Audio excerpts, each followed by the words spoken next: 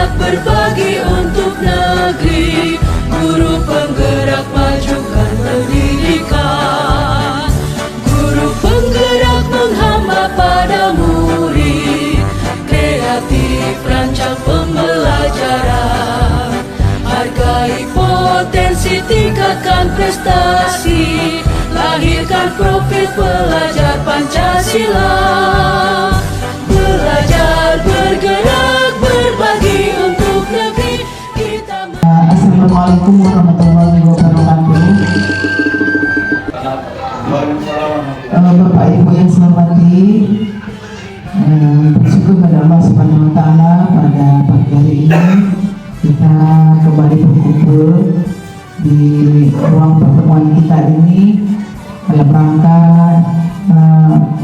tugas dari rekan kita ini, yaitu Bu Ertiana SPDSDMM yang merupakan CGP Angkatan 10 pada tahun ini, yang akan melakukan kegiatan pendampingan atau pembebasannya ya pada rekan-rekan guru semua, yang mana pada pagi hari ini beliau akan memaparkan tentang materi budaya positif. Nah, bagaimana nanti budaya positif itu akan diterapkan di sekolah kita.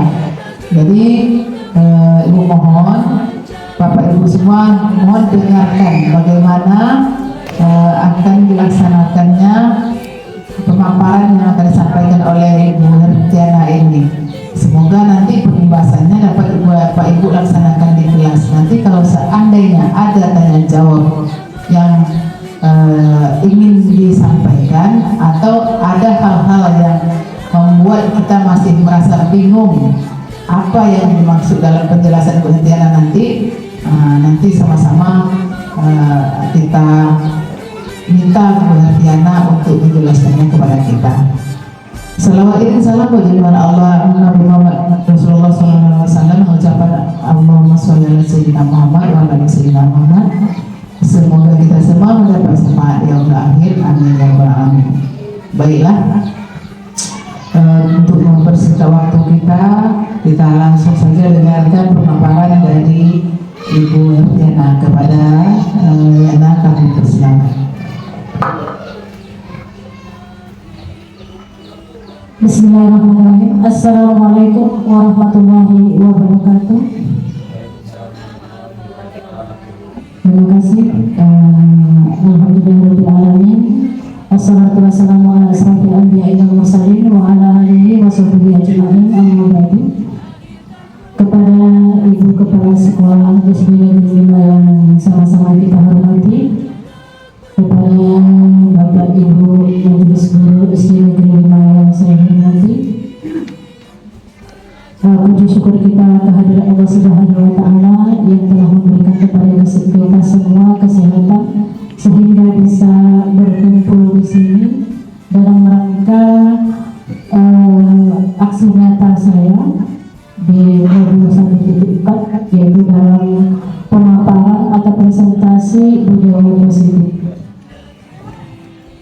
Berikutnya salawat dan salam marilah sama-sama kita hadiahkan kepada junjungan Nabi besar Muhammad SAW dengan ucapan Allahumma sholli ala sayyidina Muhammad wa ala ali sayyidina Muhammad. Semoga dengan memperbanyak salawat kita akan mendapatkan syafaat dari beliau. Amin ya rabbal alamin.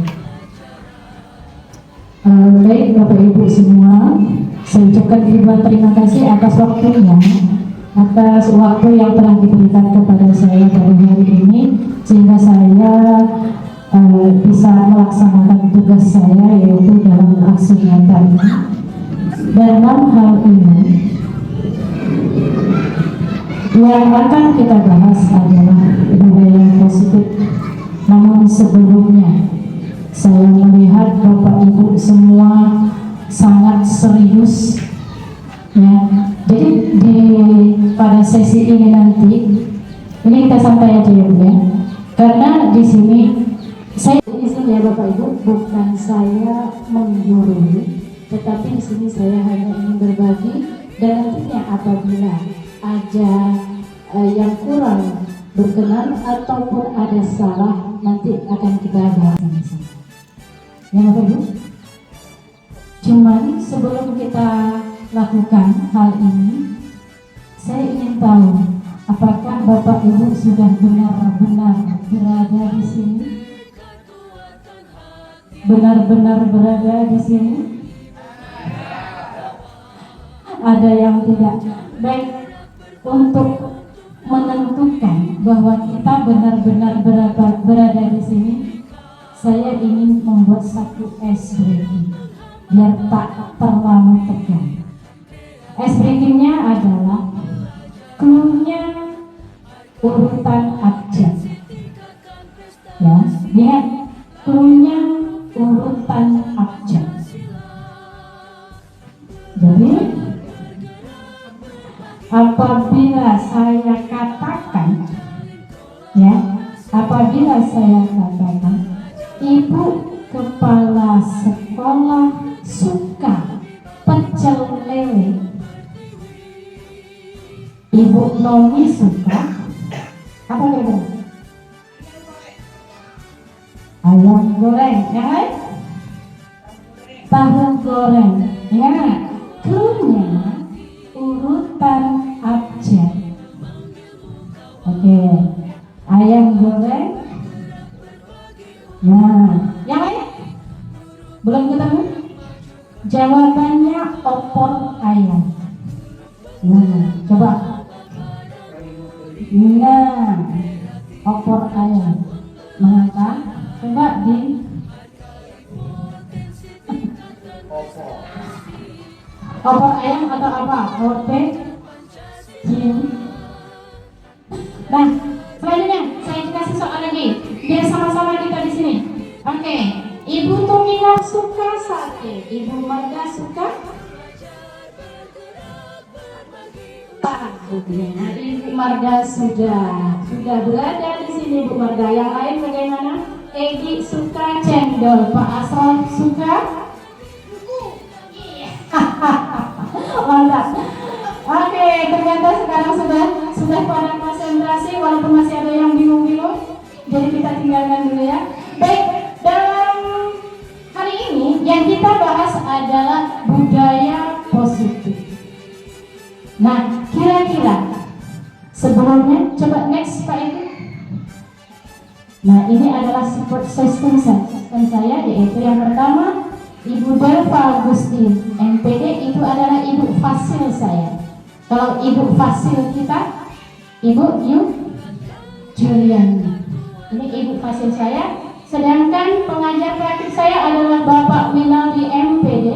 Sedangkan sama-sama kita kenal ibu kepala sekolah kita yaitu Ibu Sahibu Aini, SPD, SDMM.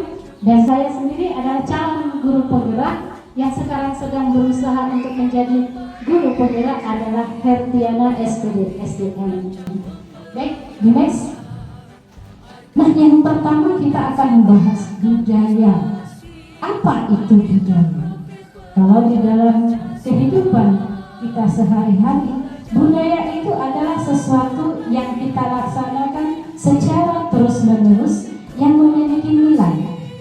Ya Bu ya? Nah, sekarang budaya apa yang kita bahas? Yang kita bahas adalah budaya sekolah.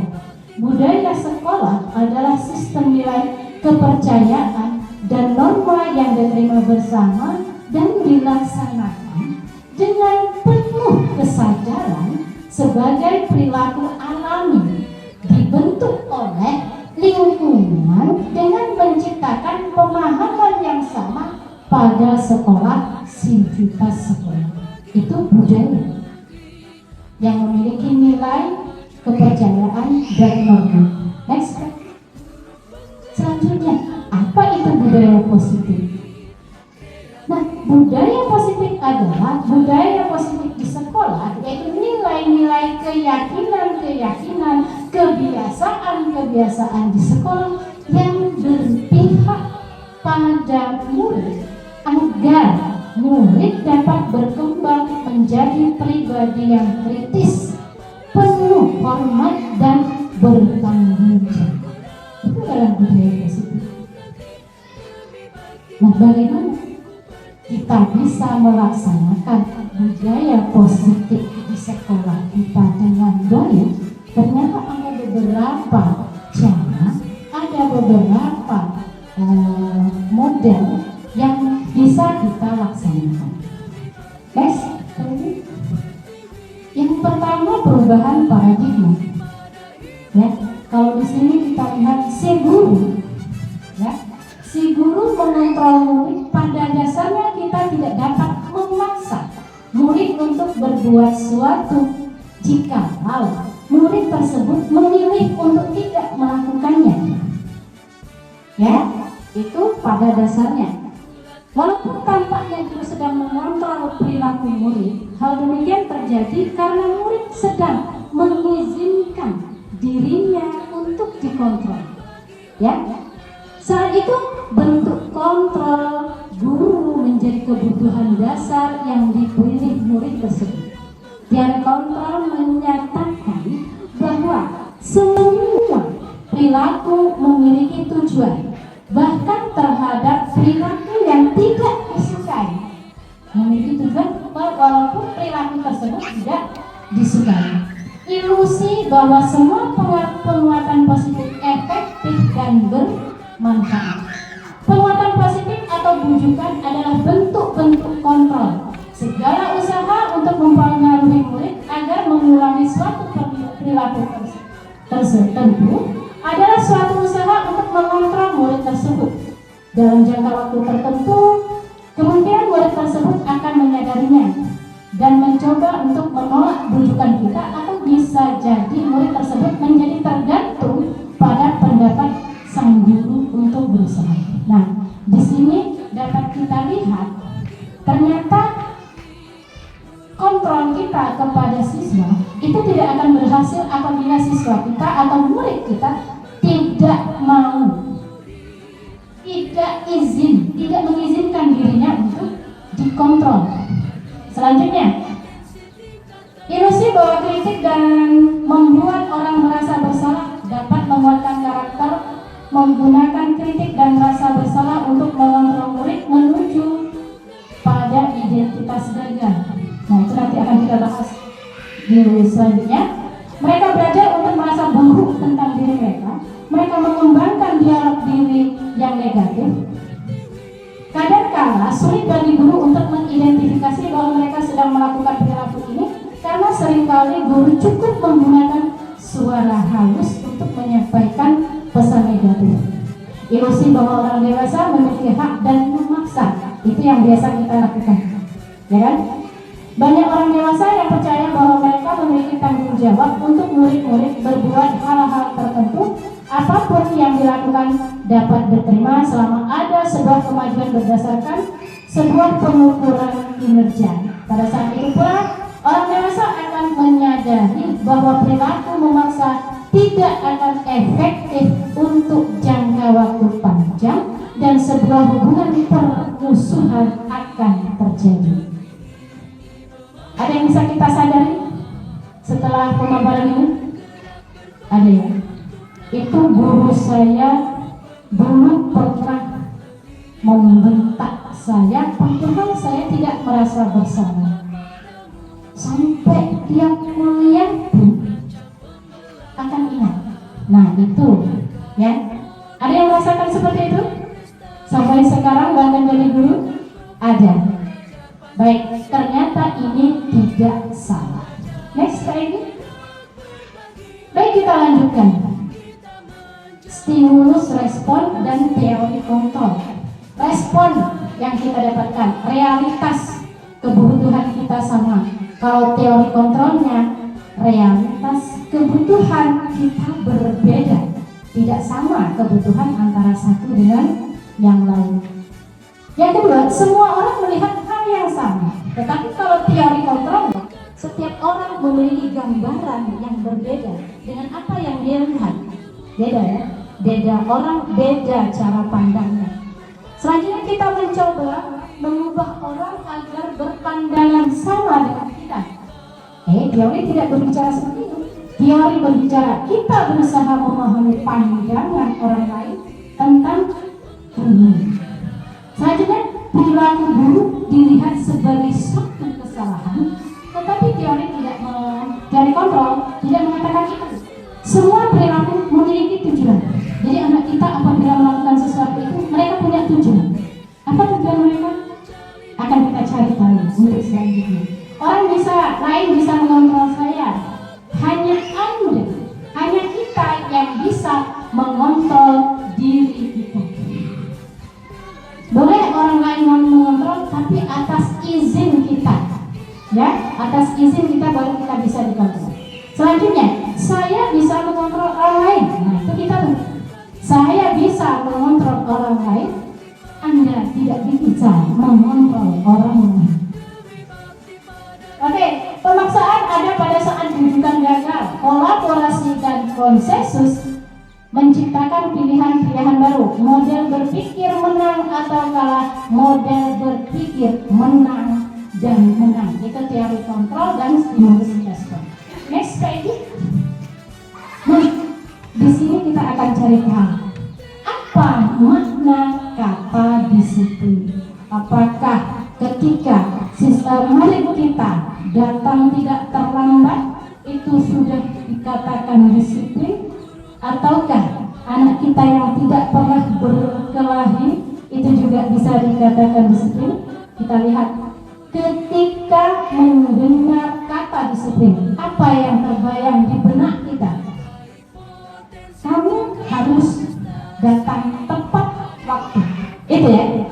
Kalau tidak, nanti kamu akan dihukum. Ya. Apa yang terlintas di pikiran kita? Kebanyakan orang akan menghubungkan kata disiplin dengan kata tertib, teratur, dan kepatuhan pada peraturan. Kata disiplin juga sering dihubungkan dengan apa Bapak Ibu? Dengan hukuman. Padahal itu sungguh berbeda, karena belajar tentang disiplin positif tidak harusnya memberi hukuman. Justru itu adalah satu alternatif terakhir, dan bila perlu tidak digunakan sama sekali. Nah, di sini jelaskan hukuman itu tidak bisa digunakan, tetapi apabila diperlukan mungkin bisa, tetapi tetap tidak digunakan sama sekali. Nah, bagaimana? Kita lanjutkan. Mulai pening? Dan apa nih mulai? Aman. Lanjut lagi. Iya, lanjut. Nah, ini dia. Bapak pendidikan kita Ki Hajar Dewantara menyatakan bahwa di mana ada kemerdekaan, disitulah harus ada disiplin yang kuat. Sungguh pun disiplin itu bersifat self-disiplin, yaitu kita sendiri yang mewajibkan kita dengan sekeras-kerasnya, tetapi itu sama saja. Sebab jika kita tidak cakap melakukan self-disiplin, wajiblah penguasa lain mendisiplinkan diri sendiri, diri kita. Dan peraturan demikian itulah harus ada di dalam suasana yang merdeka. Disiplin itu harus ada, tetapi dalam suasana yang merdeka. Merdeka itu sama-sama, ya, sama-sama menyadari hal itu harus kita lakukan. Next page.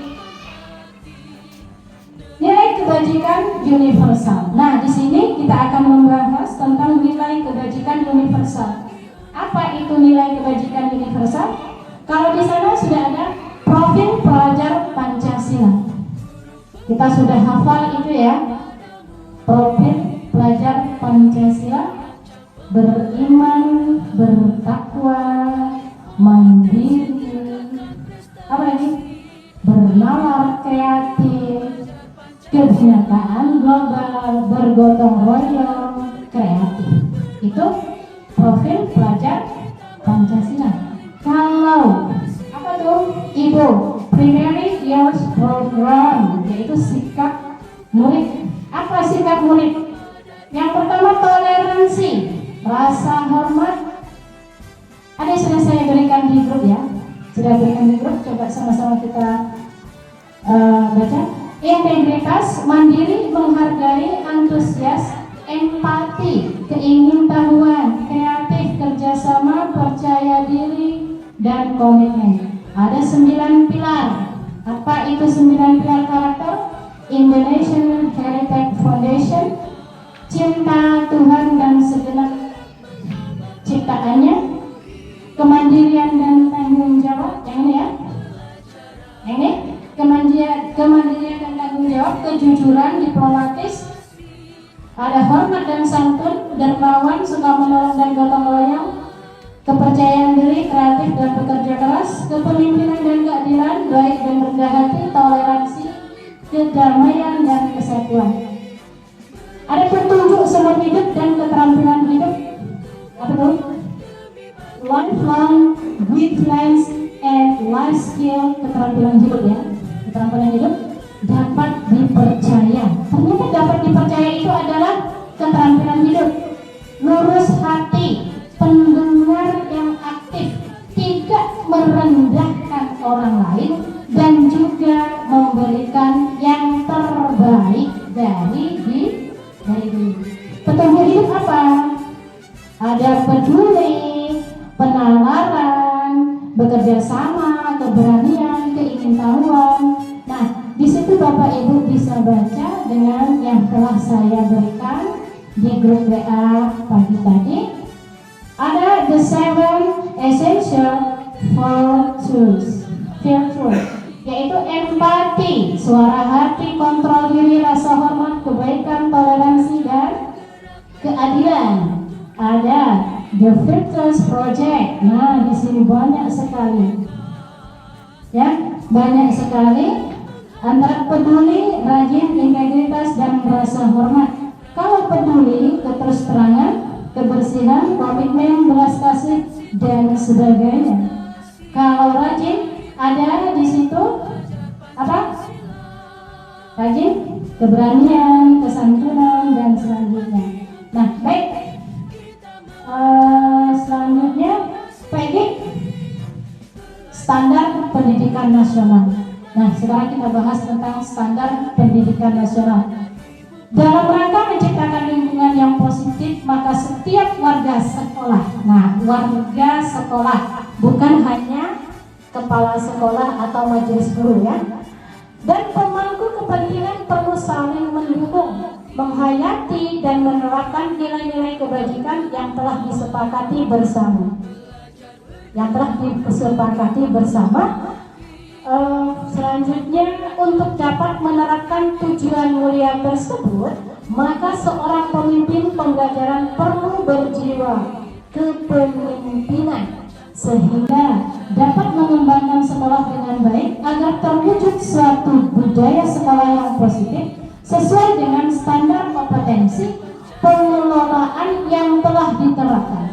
Tujuan mulia dari penerapan disiplin positif adalah agar terbentuk murid-murid yang berkarakter, berdisiplin, santun, jujur, peduli, bertanggung jawab, dan merupakan pelajar sepanjang hayat sesuai dengan standar kompetensi lulusan yang diharapkan. Jadi tujuan pendidikan nasional kita itu ya, yaitu bagaimana murid bisa berkarakter, berdisiplin, santun, jujur, peduli, bertanggung jawab, dan menjadi pembelajar sepanjang hidup. Itu tujuan pendidikan kita. Next slide. Nah, di sini akan kita temui teori motivasi, hukuman, dan penghargaan restitusi. Nah, di sini nanti akan dibahas masalah motivasi perilaku manusia. Kalau Bapak Ibu kira-kira kita lah sebagai guru, apabila kita melakukan sesuatu tetapi motivasinya tidak ada, kira-kira kita melakukan dengan sepenuh hati atau tidak? Tak ada motivasinya. Ngajar tiap hari, gaji tak ada, mau enggak? Tak mau, ya kan? Ngajar tiap hari, gajinya tak ada, tak mau. Diturunkan gajinya saja, kita akan mencari alasannya. Apa alasan diturunkan gaji kita? Kan seperti itu ya. Padahal diturunkan gaji karena punya utang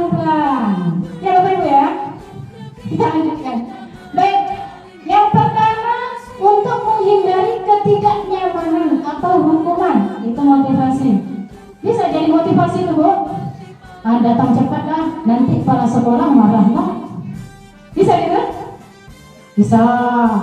Ya Bu Marga ya, datang cepat lah, nanti kan marah ibu kepala sekolah. Yang selanjutnya untuk mendapatkan imbalan atau penghargaan dari orang lain. Ini hari ini datang cepat nih, ibu datang cepat nanti dapat pujian. Ya kan? Akan dapat pujian. Dipuji aku nanti, pergilah cepat. Ya gitu ya. Selanjutnya, untuk menjadi orang yang mereka inginkan dan menghargai diri sendiri dengan nilai-nilai yang mereka percaya. Kira-kira Bapak Ibu pilih yang mana? Bu Aspa, kira-kira pilih yang mana? Pilih yang pertama biar tidak dihukum, pilih yang kedua supaya dapat pujian, atau pilih yang ketiga memang lahir dari diri sendiri? Ketiga, mantap Ibu Aspa. Jadi dengan yang ketiga ini kalau kita laksanakan, yang pertama dan kedua juga akan kita capai tanpa disadari, ya kan? Kita datang cepat, kita ngajar dengan baik, itu akan mendapatkan satu, kita tidak akan dihukum kalau sudah melaksanakan tugas dengan baik, akan dapat pujian. Tuh, tengok tuh Aspa tuh. Mantap, hebat datangnya. Jam berapa?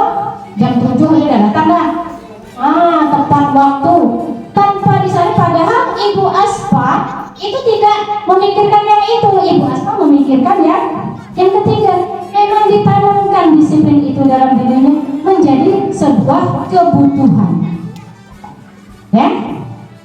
Bisa diterima Bapak Ibu? Bisa lah. Mantap juga. Oke, selanjutnya. Lagi.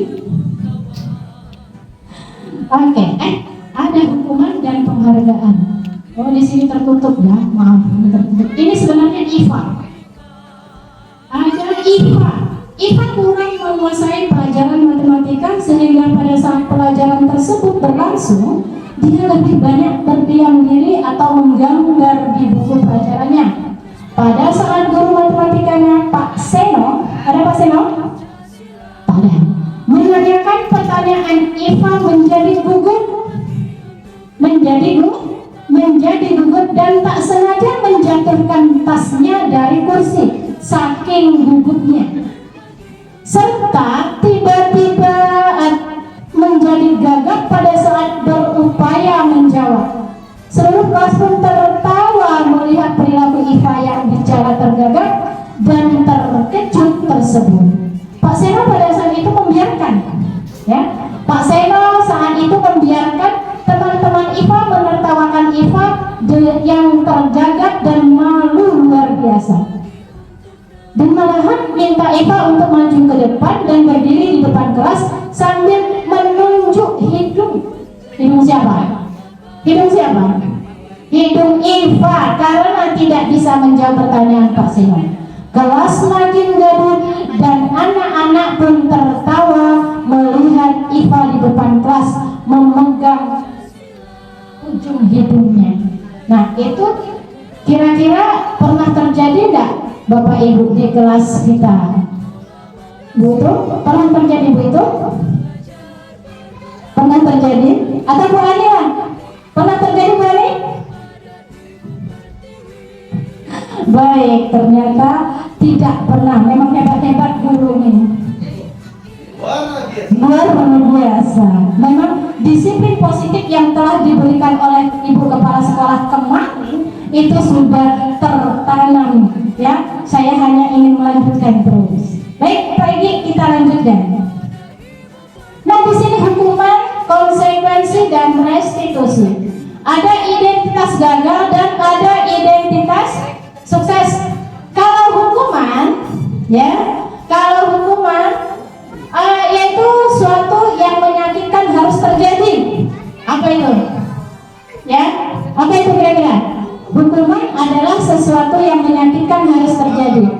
Ketika anak melakukan kesalahan, kita hukum, kamu lari, keliling lapangan, itu hukuman. Kalau konsekuensi, sesuatu harus terjadi. Sesuatu harus terjadi itu tidaklah sebuah yang menyakitkan, ya, itu konsekuensi. Sedangkan restitusi, hukuman itu menjadi suatu pilihan. Restitusi itu seperti itu, merupakan suatu pilihan. Nah, kalau hukuman tidak nyaman untuk murid atau anak untuk jangka waktu panjang, kalau konsekuensi tidak nyaman untuk murid untuk jangka waktu pendek. Sedangkan restitusi menguatkan untuk murid atau anak dalam jangka waktu panjang. Berbeda. Di sini tidak nyaman dalam waktu panjang, yang konsekuensi tidak nyaman untuk waktu pendek, sedangkan restitusi itu menguatkan, ya, menguatkan untuk jangka waktu panjang. Nah, yang ketiga, hukuman korban mendapatkan keadilan, ya. Misalnya kayak ini, kamu ngapa tadi kok kayak gitu? Kenapa kamu pukul si A? Kata si B, dia jahat bu, jahat pun dia. Mengapa kamu pukul? Itu yang mendapatkan keadilan hanyalah si korban. Nah, korban bisa diabaikan kalau di konsekuensi korban bisa diabaikan. Mengapa? Karena belum tahu tuh ini benar-benar menjadi korban. Ya kan? Kadang dia dulu loh bu. Nah kan seperti itu. Selanjutnya korban mendapatkan ganti. Korban mendapatkan ganti apabila dia menjadi korban. Korban tersebut pulang dengan hati yang nyaman, baik korbannya maupun yang pembuat masalah. Yang selanjutnya, hukuman murid anak atau anak akan tersakiti kalau konsekuensi murid anak dibuat tidak nyaman. Kalau restitusi murid atau anak mendapat perawatan. Baik, lagi lanjutkan. Oke. Nah, kalau di sini identitas gagal dan identitas sukses. Selanjutnya ada perilaku pasif agresif meningkat. Sistem tidak akan berjalan bila murid tidak takut. Kayak Hamdan ya. Hamdan ada takutnya enggak? Tidak. Hamdan itu susah cari takutnya. Jadi kalau kita beri hukuman pun dia suka. Hamdan, kamu karena sudah melakukan ini, karena tidak selesaikan kerjaan kamu ibu hukum cuci kamar mandi. Senang ya, karena dia merasa lebih baik dia mencuci kamar mandi daripada harus belajar. Nah itu. Selanjutnya, karena dia tidak takut ya, memerlukan monitoring dan supervisi terus menerus dari guru, itu konsekuensi. Sedangkan restitusi, murid belajar bertanggung jawab untuk perilakunya. Nanti kan kita bahas restitusinya. Lanjut lagi. Ada yang negatif, netral, dan positif. Ini kata-kata yang ditunjukkan oleh guru atau kita sama-sama dulu ya. Kalau negatif, awas ya, kalau kamu buat lagi nanti awas kamu. Itu yang biasanya ya. Sedangkan kalau netral, lakukan apa yang saya katakan. Itu netral. Kalau positif, apakah hal ini yang sesungguhnya ingin kamu lakukan? Dari kata-katanya itu berbeda. Ada negatif, ada netral, dan ada positif. Kalau negatif modelnya paksaan. Kalau netral stimulus respon. Kalau positif itu teori kontrol. Yang ketiga, mendorong menyalahkan diri. Ya, mendorong menyalahkan diri. Kamu tuh lah dari tadi dibilang tak mau, suruh duduk aja tak mau. Itu mendorong menyalahkan diri, mendorong kepatuhan. Kalau positif, mendorong disiplin positif. Ada yang lainnya, anak-anak belajar menyembunyikan kesalahan. Akhirnya kan gitu ya. Anak-anak kita biasanya, kamu ngapa tadi? Dari bu, saya tak apa-apa. Tapi kata si A, kamu tadi ngambil pensilnya si A. Tidak ada bu, karena dia sudah terdorong untuk menyembunyikan kesalahan. Nah, setelah kita tanya-tanya, barulah terbongkar bahwa dia benar-benar akan hukuman. Selanjutnya, murid atau anak belajar taat peraturan, sedangkan yang positif, murid atau anak belajar memecahkan masalah. Selanjutnya, mencoba kontrol anak dengan penguatan negatif. Yang netral mencoba mengontrol anak dengan penguatan positif, sedangkan yang positif anak paham bahwa dirinya sendiri yang pegang kendali kontrolnya. Nah, itu perbedaan antara negatif, netral, dan positif. Lanjutkan lagi. Lanjut. Nah, di sini ada pertanyaan. Dihukum oleh penghargaan. Kira-kira pernah nggak kita laksanakan ini? Itu menghukum anak dengan penghargaan. Apa sih? Oh, ada yang kata seperti itu. Ini yang kita bahas. Saat kita berulang kali menjanjikan hadiah kepada anak-anak agar berperilaku bertanggung jawab, atau kepada seorang murid agar mempelajari sesuatu yang baru, atau kepada seorang karyawan agar melakukan pekerjaan yang berkualitas, kita sedang berasumsi bahwa mereka tidak dapat melakukannya atau mereka tidak akan memilih untuk melakukannya. Apa bacaan ini? Pak Yanto? Alfie Kohn. Gitu ya. Dan jadi dihukum oleh penghargaan. Dihukum oleh penghargaan. Baik, Bapak Ibu boleh ketawa ya Bu? Boleh ketawa, boleh. Yang penting ini tersampaikan. Jadi intinya kita memberikan penghargaan. Misalkan nih, besok bisa nggak kamu datangnya tidak terlambat? Kalau kamu besok datang tidak terlambat, Ibu kasihlah kamu jajan. Nah, pola pikir anak akan bekerja. Oh gitu ya? Oh gitu ya? Kalau aku datang terlambat, tidak dikasih jajan. Kalau aku datang tidak terlambat, dikasih jajan. Oke, besok saya datang tidak terlambat. Datangnya kita kasih oleh-oleh. Besok lagi gitu lagi. Pada suatu saat dia datang tidak terlambat, kita tidak ngasih jajan. Besok lagi aku tak mau lah datangnya cepat, tak waduh. Ya kan gitu kan? Itu namanya dihukum oleh penghargaan. Misalkan lagi, ibu kepala sekolah, Bu Moni, besok kalau bisa bulan ini RPP-nya siapkan ya. Kata Bu Nani, saya belum bisa lagi Bu, sibuk betul Ibu, nah belajar PMM lagi, nah itu lagi, kata Bu Nani.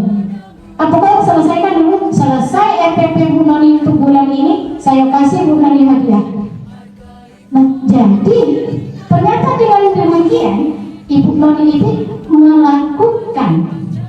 melakukan kewajibannya atas dasar diberikan penghargaan. Kalau nanti ibu kepala sekolah lupa tak mengasih penghargaan, mulai lagi Ibu Nani untuk tidak melaksanakan kewajiban. Seperti itu.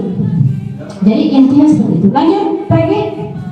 Nah, ini ada contoh sikap. Ibu Anas, ada Ibu Anas? Oh Ibu Arda, oh Ibu Marda. Ibu Marda guru kelas 2 mendapatkan masalah. Murid-muridnya tidak bisa tertib berdiri antri di depan pintu kelas, melongo aja lagi, dan selalu berebutan masuk ke dalam kelas setelah jam istirahat usai. Ini tentunya sangat mengganggu proses pembelajaran di mana kelas tidak dapat mulai tepat waktu karena Ibu Marda sibuk menenangkan murid-muridnya untuk waktu yang cukup lama. Nah, jangan macam jatuh dulu, lama. Tapi kalau tertib tadi begitu masuk langsung duduk dengan rapi, pembelajaran bisa terlaksana. Nah, ini adalah masalah Ibu Marda. Akhirnya Bu Marda berpikir cepat dan mengandalkan stiker bintang. Setiap murid-muridnya akan masuk kelas usai jam istirahat, Bu Anas akan mengiming-imingi murid-muridnya dengan stiker bintang. Siapa yang dapat berdiri lurus dan berbaris rapi di antri di depan pintu dapat bintang dari Bu Marda. Ya, Bu Marda mulai mengiming-imingi bintang. Sebagian besar murid-muridnya menyambut tantangan penghargaan tersebut dan langsung berdiri dengan rapi, ya, berdiri dengan rapi di depan pintu agar mendapat stiker bintang. Hal ini terus dilakukan Bu Marda selama beberapa minggu. Karena cukup berhasil membuat murid-muridnya berdiri rapi, antri di depan pintu, sampai suatu saat Ibu Marda sakit. Akhirnya dan terpaksa digantikan oleh Pak Asror, ya kan? Beda karakternya. Pada Pak Asror tidak mengetahui tentang stiker bintang karena Bu Marda tak kasih tahu Pak Asror. Dan benar saja, pada saat mau masuk kelas usai jam istirahat, murid-murid kelas 2 kembali berebutan masuk kelas. Apa yang terjadi? Mengapa? Karena murid itu akan melakukan disiplinnya apabila dia mendapatkan apa tadi? Apa Bu Marda? Bintang tadi atau penghargaan. Lanjut lagi. Selanjutnya pengaruh jangka pendek dan jangka panjang. Ini materinya banyak ya Bu, karena memang harus disampaikan untuk kepentingan kita bersama. Ya Bu ya. Baik, pengaruh jangka pendek dan jangka panjang. Penghargaan efektif jika kita menginginkan seseorang melakukan sesuatu yang kita inginkan dalam jangka waktu pendek. Bisa. Tetapi dia hanya berjalan di dalam waktu jangka pendek. Jika kita menggunakan penghargaan lagi dan lagi, maka orang tersebut akan bergantung pada penghargaan yang diberikan serta kehilangan motivasi dalam diri. Nah, selanjutnya, jika kita mendapatkan penghargaan untuk melakukan sesuatu yang baik, maka selain kita senantiasa berharap mendapatkan penghargaan tersebut lagi, kita pun menjadi tidak menyadari tindakan baik yang kita lakukan. Nah, jadi dalam ini kita bisa mengambil kesimpulan bahwa apabila kita berikan terus, maka perilaku itu akan terus terjadi atau dibuat. Tetapi suatu saat apabila kita tidak bisa memberikan, dia tidak melakukan, sehingga tidak dia sadari bahwa dalam dirinya itu sudah ada disiplin yang harus dia lakukan untuk masa depannya. Selanjutnya Pak Egi, penghargaan tidak efektif. Nah, nih ada penghargaan tidak efektif. Apa ya? Suatu penghargaan suatu benda atau peristiwa yang diinginkan, yang dibuat dengan persyaratan hanya jika Anda melakukan hal ini, maka Anda akan mendapatkan penghargaan yang diinginkan. Nah, itu dia. Jika saya mengharapkan suatu penghargaan dan tidak mendapatkannya, maka saya akan kecewa dan berkecil hati, serta kemungkinan lain kali saya tidak akan berusaha sekeras sebelumnya. Yang sama seperti yang kita bahas tadi. Jika kita memberikan seseorang suatu penghargaan atau melakukan sesuatu, maka kita harus terus-menerus memberikan penghargaan itu jika kita ingin orang tersebut meneruskan perilaku yang kita inginkan. Yang selanjutnya, orang yang berusaha berhenti merokok atau orang yang berusaha diet menguruskan badan, bila diberi penghargaan hampir pasti tidak berhasil. Mengapa demikian? Ya. Mengapa demikian? Karena kalau tidak diberi penghargaan, kita ini yang ngurusnya. Ya, saya gemuk nggak? Ibu, saya gemuk nggak kira-kira? Yang berdiri, yang duduk di depan ini gemoy-gemoy ya. Gemoy-gemoy. Harusnya ibu temannya duduk di sini ya, buat sama gitu. Jadi apabila selama ini ingin diet, kalau ada penghargaan, kalau tak ada penghargaan, diet gagal. Apalagi di depan diiming-imingi makanan, habiskan. Ya, gitu ya. Nah, ternyata penghargaan ini tidak efektif. Lanjut Pak ini, penghargaan merusak hubungan. Kira-kira apa tuh? Penghargaan merusak hubungan. Ketika seorang diberi penghargaan atau dipuji di depan orang banyak, maka yang lain akan merasa iri, dan sebagian dari mereka tidak akan menyukai orang yang diberikan penghargaan. Ada seperti itu Bu? Ya. Ada. Nih kepala sekolah menyanjung Ibu Afifah. Ini kok tuh kencok macam Bu Afifah nih, ha? Nah, keren dia. Apa tuh hari sudah dengan itu? Nah, bisakah yang lain itu menerima dengan ikhlas? Ada yang bisa, tetapi pasti ada yang tidak. Padahal Bu Afifah itu kejam, tapi Bu Afifah yang dapatnya itu aja, pasti ada. Jadi ternyata penghargaan itu bisa merusak hubungan. Guru yang satunya akan merasa iri dan tidak menyukai Bu Afifah. Begitu juga di kelas seperti itu juga. Tanpa kita sadari kita memuji anak kita, sedangkan anak yang lain juga butuh karena melihat dipuji. Aku juga dapat 100 ya. Ngapa aku tak dapat? Aku jadi dapat 100. Sedang dia anak guru. Nah, akhirnya dia anak Pak Kades. Akhirnya hubungan antara anak kita dan temannya menjadi tidak baik. Karena apa? Karena penghargaan. Jika seorang guru sering memberikan penghargaan pada murid-muridnya, besar kemungkinan murid-muridnya termotivasi hanya untuk menyenangkan guru. Mereka tidak akan bersikap jujur kepada guru tersebut. Media. Selanjutnya, penghargaan menciptakan persaingan di dalam kelas dan persaingan menciptakan kecemasan. Mereka yang percaya bahwa mereka tidak memiliki kesempatan untuk mendapatkan penghargaan dan akan berhenti. Ada belajar. Aku tak dapat puji ibu, tak dapat. Nah, seperti itulah penghargaan. Bahaya ya Bu ya. Penghargaan kalau tidak tepat melaksanakannya akan berimbas kepada sesuatu yang negatif. Lanjut lagi. Penghargaan menurunkan kualitas. Mengapa begitu? Penghargaan menurunkan kualitas. Usah kecil ini. Minta tolong juga kawan, kita bagi duit. Kejauhan selesai.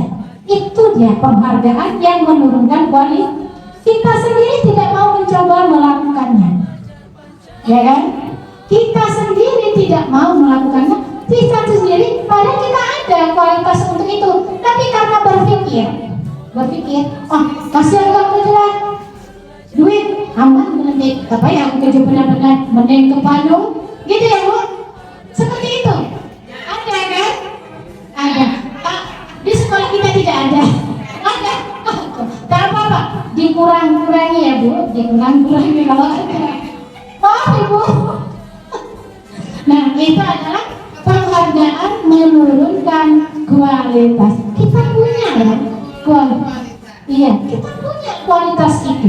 Kita bisa melakukan karena kita sudah merasa bisa membayar orang untuk melakukan itu, kita malas. Nah, itu dia. Selanjutnya Pak Egi. Halo Pak Egi. Lanjut Pak Egi. Nah, ini juga penghargaan mematikan kreativitas. Bisa nih buat muka tuh, bisa gitu nih. Apa yang buat gas beli aja lah. Ya kan? Akhirnya beli, kita tidak mencoba bahwa kita bisa membuatnya karena bisa beli. Nah, apa yang terjadi? Akhirnya berpikir, bisa kita buat sampan bisa ya, akhirnya jadi karena tidak ada penghargaan ini tadi. Kita harus bisa kreativitasnya timbul karena tidak ada membuat penghargaan. Lanjut lagi. Penghargaan menghukum. Apa nih? Dan dikasih penghargaan kok menghukum. Penghargaan menghukum mereka yang tidak mendapatkan penghargaan. Misalnya dalam sistem ranking, mereka yang mendapatkan ranking kedua akan merasa paling dihukum. Beda nilainya hanya 5, ya kan? Ada atau bahkan jumlah nilai anak kita itu 455 dan 453, hanya 2 yang tak ada, tetapi dia berada di posisi ranking 2. Ini dia yang terbukti penghargaan itu adalah menghukum. Next lagi. Oke, motivasi dari dalam diri intrinsik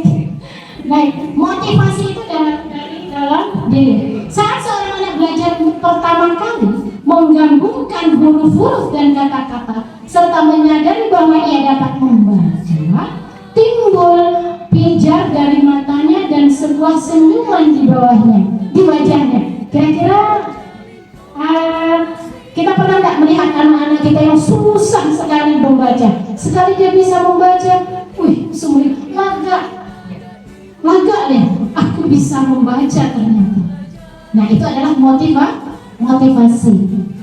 Anak tersebut begitu gembira bahwa ia telah mempelajari dan menguasai suatu keterampilan baru.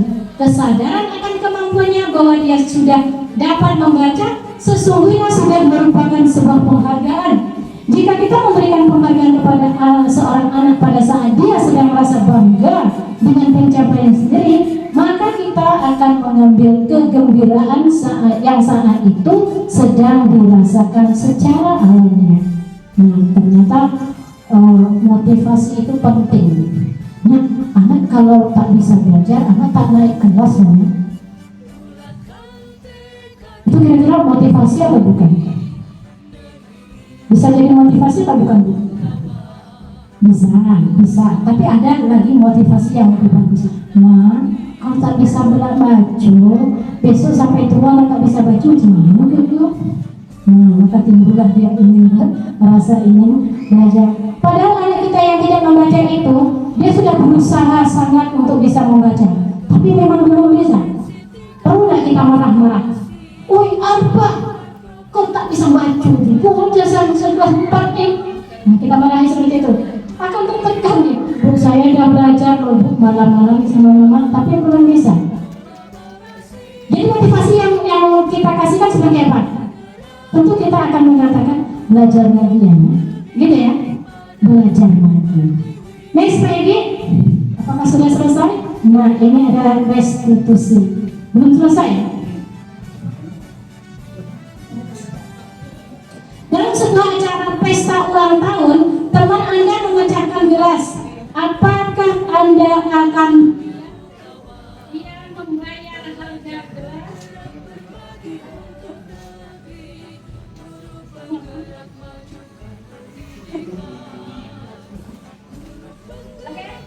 Membiarkan membayar harga gelas yang dipecahkan. Anda sudah berjanji bertemu dengan teman Anda, namun ternyata dia juga tidak. Lanjut, apa lanjut? Ya, sabar ya Bapak Ibu ya, sabar. Masih ada waktu. Ya. Selanjutnya, Anda sudah berjanji bertemu dengan teman Anda, namun ternyata dia juga memiliki janji penting.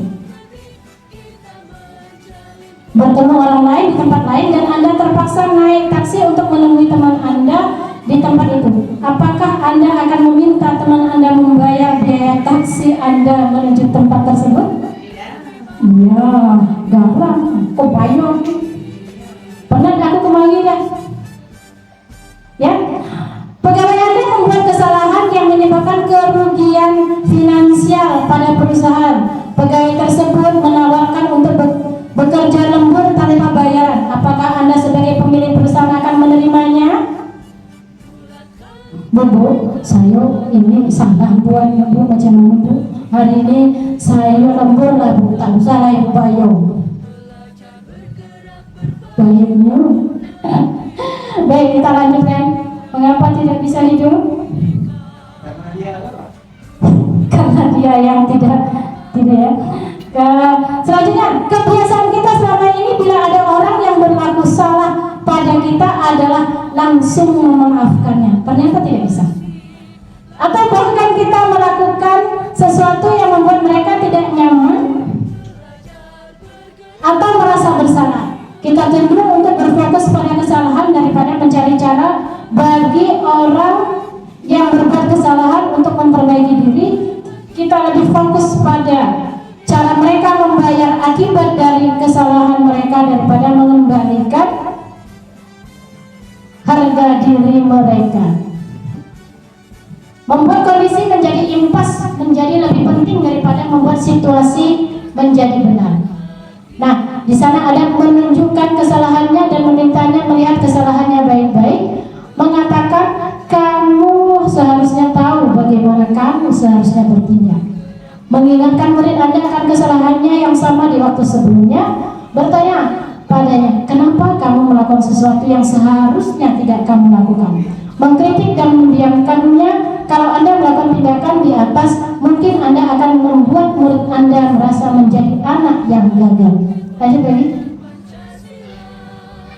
Restitusi adalah proses menciptakan kondisi bagi murid untuk memperbaiki kesalahan mereka sehingga mereka bisa kembali pada kelompok mereka dengan karakter yang lebih kuat. Itu dari Gosling 2004 ya. Restitusi juga adalah proses kolaboratif yang mengajarkan murid untuk mencari solusi untuk masalah dan membantu murid berpikir tentang orang seperti apa yang mereka inginkan dan bagaimana mereka harus memperlakukan orang lain. Restitusi juga membantu murid menjadi lebih memiliki tujuan, disiplin positif, dan memulihkan dirinya setelah berbuat salah. Penekanannya bukanlah pada bagaimana berperilaku untuk menyenangkan orang lain atau menghindari kenyamanan, namun tujuannya adalah menjadi orang yang menghargai nilai-nilai kebajikan yang mereka percayai. Baik, lanjutkan.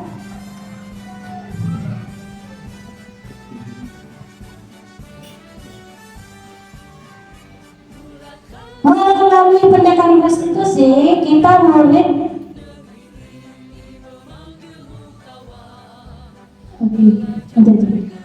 ketika murid berbuat salah, guru akan menanggapi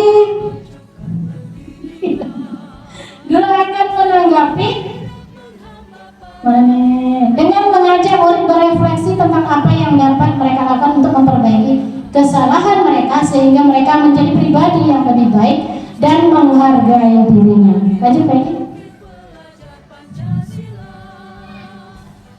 Nah, di sini ada beberapa pernyataan. Restitusi bukan untuk menebus kesalahan, namun untuk belajar dari kesalahan.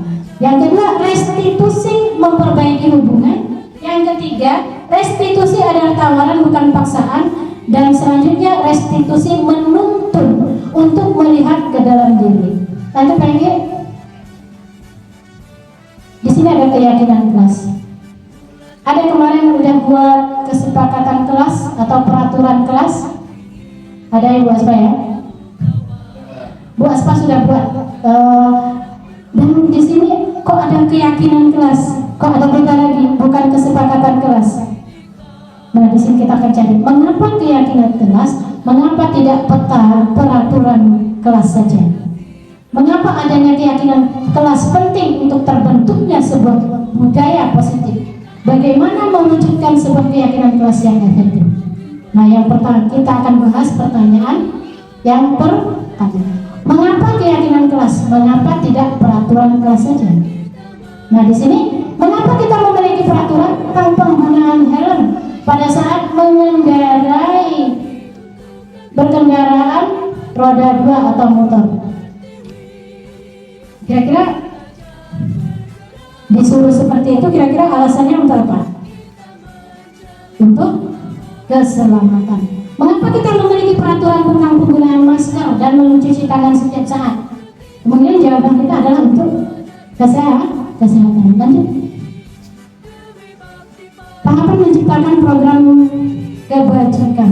Nah, lihat daftar kewajiban yang telah disusun bersama, tentukan nilai-nilai kebajikannya, sempurnakan beberapa daftar nilai-nilai kebajikan yang utama, lalu bahas kembali, buatlah poster atau muat di sosial media keyakinan kelas. Kita sudah melaksanakan itu ya.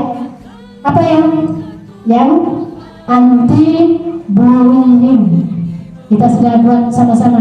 Kita bahas bersama dengan anak apa yang penting, apa yang tidak penting. Setelah terjadinya itu semua, lalu kita akan bahas setiap saat apa yang perlu dirubah. Setelah itu baru kita buat poster-posternya sama-sama ditandatangani oleh kita dan juga anak-anak kita. Pembentukan keyakinan berkelas bersifat abstrak daripada peraturan yang lebih rinci dan konkret. Keyakinan kelas berupa pernyataan-pernyataan universal. Pernyataan positif. Keyakinan kelas hendaknya tidak terlalu banyak sehingga mudah diingat dan dipahami oleh semua warga kelas. Ya, next. Keyakinan kelas sebaiknya sesuatu yang dapat diterapkan di lingkungan tersebut. Semua warga kelas hendaknya ikut berkontribusi dalam pembuatan keyakinan kelas lewat kegiatan curah pendapat. Bersedia meninjau kembali keyakinan kelas dari waktu ke waktu. Itu tadi yang saya, ya, itu yang kita bahas tadi ya Bu ya. Lanjut PG. Oke, lanjut PG. Nah, di sini ada prosedur pembentukan keyakinan kelas. Mempersilahkan warga sekolah atau murid-murid di sekolah atau kelas untuk bercurah pendapat tentang peraturan yang perlu disepakati. Mencatat semua masukan para murid warga sekolah di papan tulis atau di kertas besar, kertas ukuran poster, di mana semua anggota kelas atau warga sekolah bisa melihat hasil curah pendapat.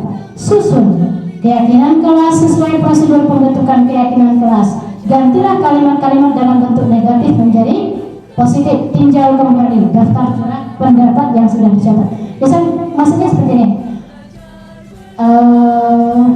Jangan, ya kan? Jangan dilarang datang terlambat. Itu bisa kita rubah. Kalau dilarang itu kata-katanya masih negatif. Kira-kira kalau kita mau rubah menjadi positif, iya, datanglah tepat waktu. Pintar Ibu Aspa. Yang lain benernya bagaimana? Misalkan jangan berpakaian tidak rapi. Iya, berpakaianlah dengan rapi. Nah, seperti itu. Lanjut lagi. Tinjau ulang keyakinan sekolah atau kelas secara bersama-sama. Nah, setelah itu kita buat, kita tinjau ulang setiap hari, setiap waktu, dari waktu ke waktu. Kira-kira sudah tercapai nih keyakinan kelas yang satu ini. Kita akan mencari keyakinan kelas yang lain yang perlu kita buat bersama dengan anak-anak kita. Lanjut lagi. Oke, contoh keyakinan kelas 1. Nih. Setiap anggota kelas perlu belajar. Setiap anggota kelas perlu senang. Setiap anggota kelas perlu melakukan tugas. Setiap anggota kelas perlu saling menghargai. Setiap anggota kelas perlu merasa. Ini adalah contoh keyakinan kelas. Nah, seperti itu ternyata. Kalau peraturan yang kita buat apa? Tujuannya sama, tetapi kadang kata-katanya yang tidak positif itu tadi. Ya, selanjutnya lagi kegiatan-kegiatan pendalaman keyakinan kelas. Hormat. Ada tampak seperti, tidak tampak seperti. Kalau tampak seperti, datang tepat waktu, menyapa teman dan guru setiap hari, mengembalikan barang teman yang telah dipinjam, dan mengucapkan terima kasih. Kalau yang tidak tampak seperti, sering hadir terlambat, berarti tidak acuh pada teman dan guru, tidak mengembalikan barang pinjamannya. Baik, lagi lanjut. Oke, lanjut. Selanjutnya, rasa diterima dan dimiliki. Ini yang penting. Rasa diterima dan dimiliki. Tampak seperti kalau dia merasa dia diterima, melibatkan semua anggota kelompok, memberikan kata-kata atau komen-komen, membesarkan hati bila teman kita berhasil, menjenguk atau menanyakan kabar teman yang kurang sehat dan atau sedang mendapat musibah. Kalau tidak tampak seperti merasa diterima, mengucilkan salah satu teman, marah atau iri atas keberhasilan teman, acuh tak acuh terhadap teman yang sakit atau kurang sehat. Lanjut lagi. Terus, oke, tabel Y. Nah, tabel Y ini seperti itu.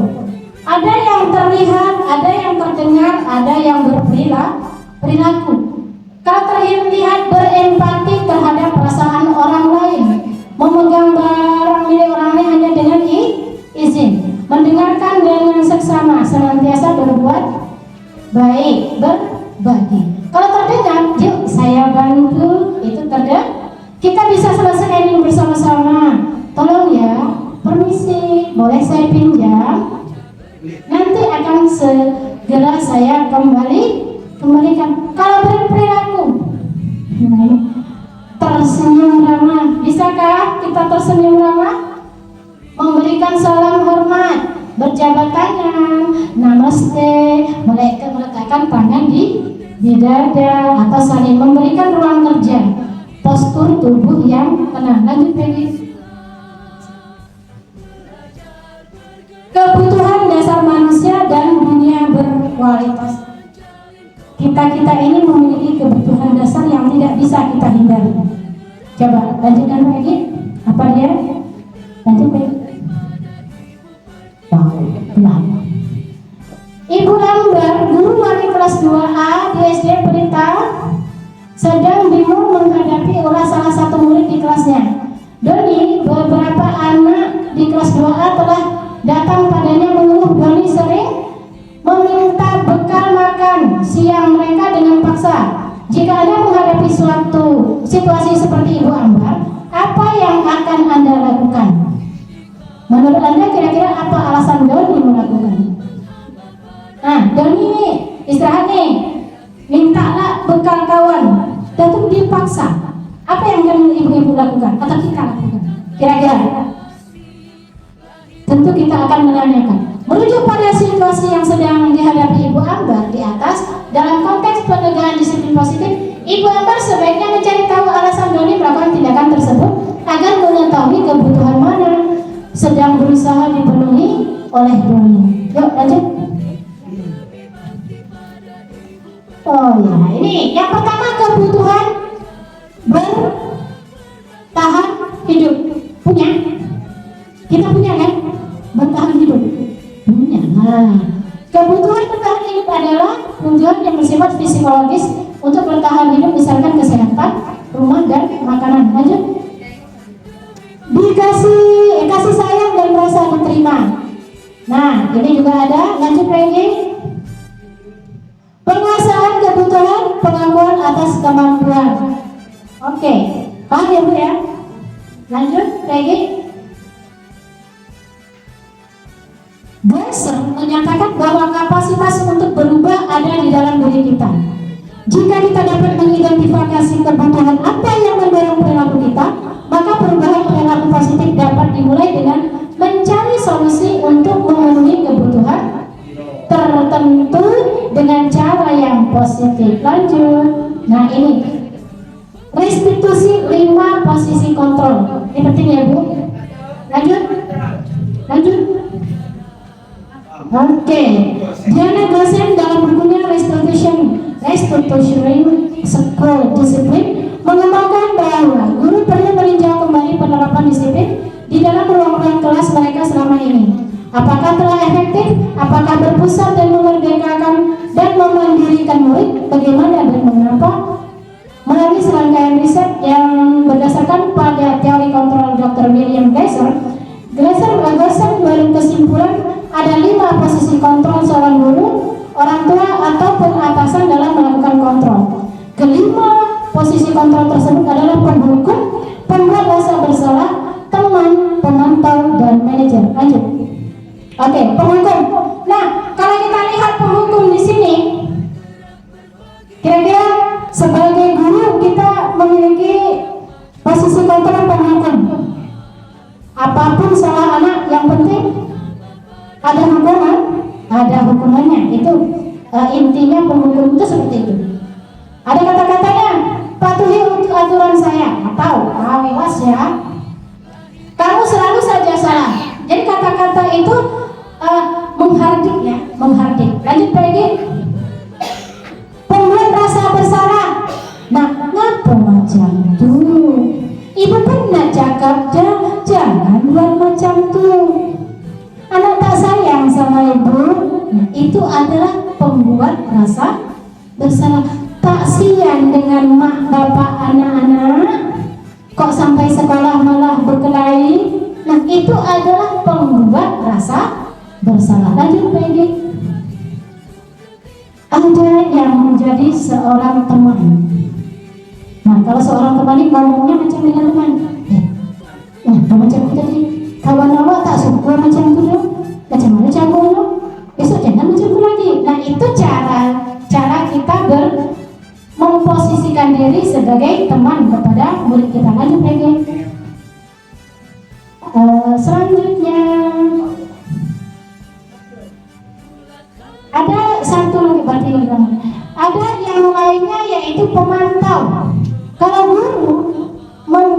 memposisikan diri sebagai pemantau, kita akan melihat apa yang akan dilakukan oleh anak kita setiap harinya. Kita pantau terus, apabila ada kesalahan, kita akan membenahinya secara baik. Nah, itu pemantau. Ada manajer.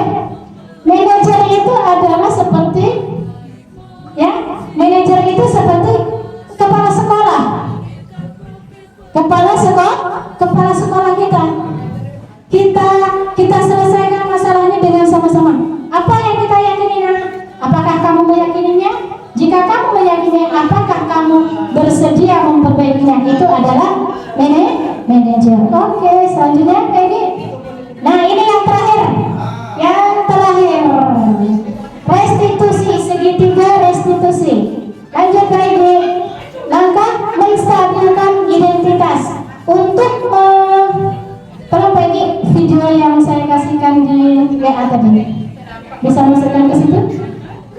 Ada videonya. Jadi restitusi itu menstabilkan identitas. Ada lagi selanjutnya, ini ada video, tolong diperhatikan. Iya, tolong perhatikan ya Bapak Ibu ya. Lama ya? Sambil istirahat lah. Minum kopi boleh. Saya pun haus. Ya.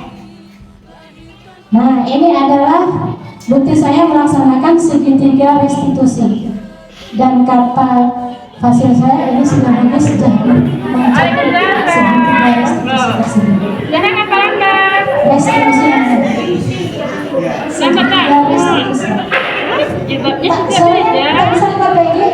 Dicuci. Itu Zahra ada alasan ya, karena sudah lakukan ini.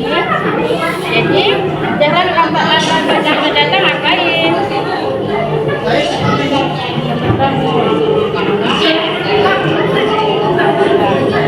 Terus jilbabnya tidak sama kawan karena dicuci masih basah. Jangan tahu dah keyakinan kita sekat. Keyakinan kalau supaya dia bagus. Jadi kira-kira keyakinan kelas mana yang sudah Zahra lakukan? Ya, yang mana? Karena datangnya terlambat. Itu satu.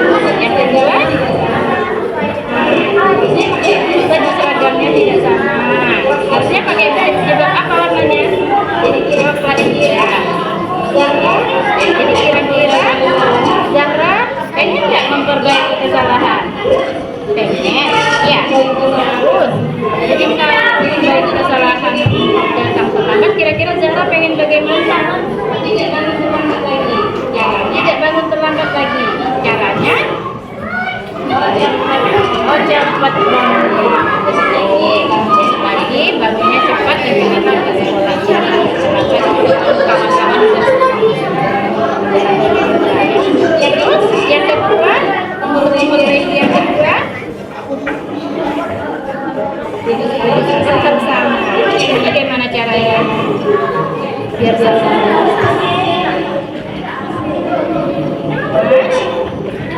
Malamnya itu harus sudah siapkan biar tidak terjadi ya. Jadi sudah tadi sudah berubah terus siapkan semuanya sudah ya. Besok jangan ulangi lagi ya. Oke, sudah masuk. Nah, itu tadi adalah sebuah drama pendek yang di sana kita sebagai guru bisa melaksanakan segitiga restitusi tersebut. Yang pertama, langkah menstabilkan identitas. Nah, di sini yang kita tanyakan, apa sih kok mereka melakukan ini? Tentu ada alasan. Yang kedua, validasi tindakan yang salah. Boleh kita melakukan kesalahan, tapi untuk tidak dilakukan untuk selanjutnya. Seperti itu kata-katanya. Yaitu menanyakan keyakinan kelas. Tadi saya di sana sudah terlihat kira-kira apa keyakinan kelas yang telah anak langgar. Mereka sudah tahu. Mereka sudah tahu, ya Bu, saya tidak datang tepat waktu. Yang kedua, saya tidak menggunakan pakaian seragam dengan baik, tidak sama dengan yang lain. Terkontrol, kita semua akan melakukan hal terbaik yang bisa kita lakukan. Semua perilaku memiliki alasan, kita semua memiliki motivasi internal. Lanjut kayak gini. Nah ya, Bapak Ibu kalau ketemu gambar seperti ini namanya segitiga restitusi, validasi tindakan yang salah, menanyakan keyakinan, menstabilkan identitas. Menstabilkan identitas ini adalah yang pertama. Setiap orang pasti melakukan kesalahan, ya.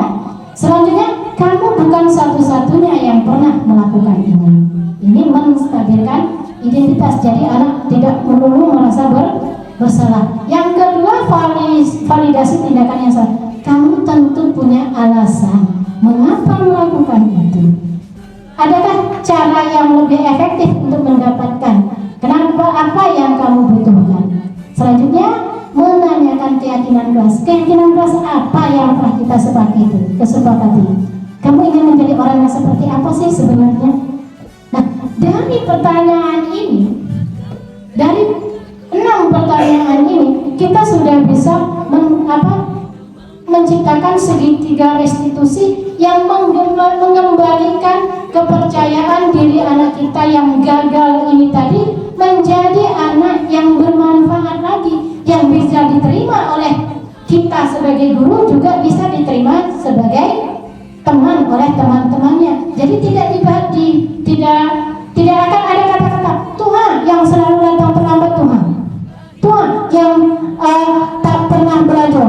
Nah, dari kata-kata ini kita menggali potensi anak, biar anak itu bisa kembali dengan hati yang nyaman. Lanjut lagi. Wah, ini dia. Ya, bersalah itu tidak apa-apa ya. Tidak ada manusia yang sempurna. Ini adalah kata-kata yang bisa kita pilih untuk menciptakan segitiga restitusi. Lanjut lagi.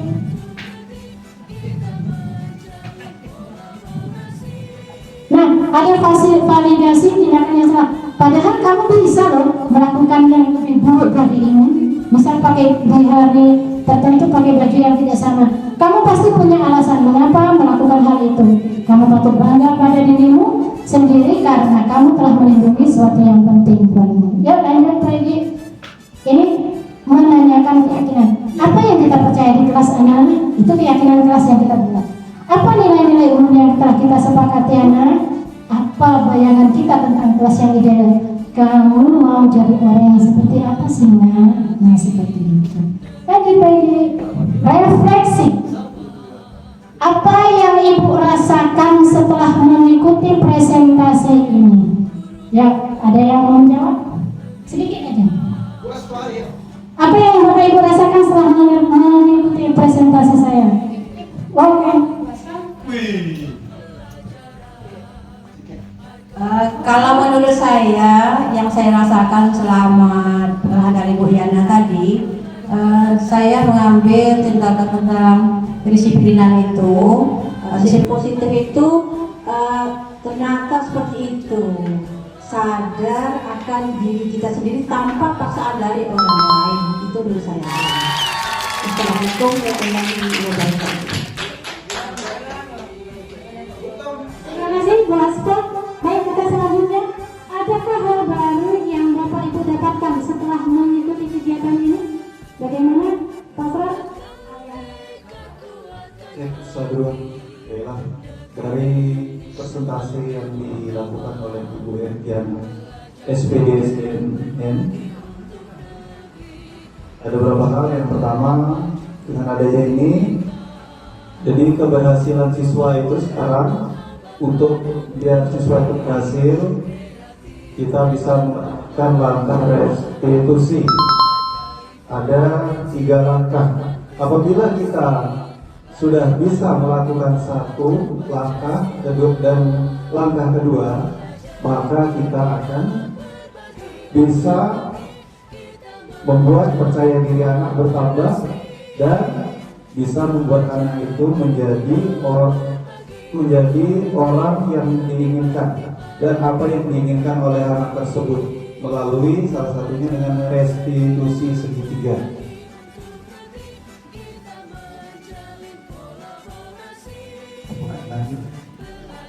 Nah, itu aja.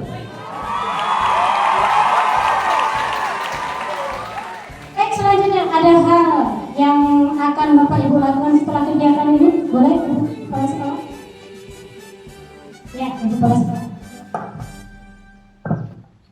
Kalau Ibu menjawab versi kepala sekolah, ya. Jadi dari pemaparan materi ini tadi cukup panjang lebar. Yang sangat Ibu harapkan yaitu pengimbasan pada hari ini, guru-guru yang lain juga dapat terimbas ilmunya. Jadi mengerti mana yang disiplin positif, mana hukuman yang akan diterapkan di sekolah atau di kelas masing-masing. Kemudian lagi Ibu harap semua guru juga akan mengerti bagaimana segitiga restitusi yang telah dipaparkan tadi. Itu saja Bu Diana. Mantap ya, pemaparannya sangat bagus. Terima kasih. Lanjut ya. Terima kasih Ibu Kepala Sekolah. Saya tersanjung dengan kata-kata mantap dari beliau. Semoga kita bisa menerapkan di kelas kita masing-masing dan juga di sekolah kita. Baik, Pak Igi, apakah ada lagi? Oke. Di sini terima kasih. Ya. Jadi intinya sekarang ini kita harus menghilangkan hukuman, pencegahan, apalagi ancaman yaitu tinggalkan dengan cara penerapan. Iya, benar sekali Pak Ini Asal. harus lakukan di setiap Kelas, bahkan kalau bisa di sekolah kita. sekolah kita. Iya, kita sebisanya hilangkanlah hukuman karena itu akan menyakiti dan saling menyakiti. Ya kan? Selanjutnya penghargaan itu boleh, tetapi tidak semua hal yang bisa kita laksanakan dengan penghargaan. Sedangkan restitusi, segitiga restitusi ini sangat penting kita lakukan untuk mengembalikan kepercayaan diri siswa kita selanjutnya. Baik, itu aja yang dapat saya sampaikan dan alhamdulillah saya ucapkan ribuan terima kasih atas perhatian Bapak Ibu semua dan semoga apa yang saya sampaikan hari ini ada manfaatnya dan apabila ada kesalahan berarti itu datangnya dari saya sendiri dan apabila ada kebenarannya itu datangnya dari Allah Subhanahu wa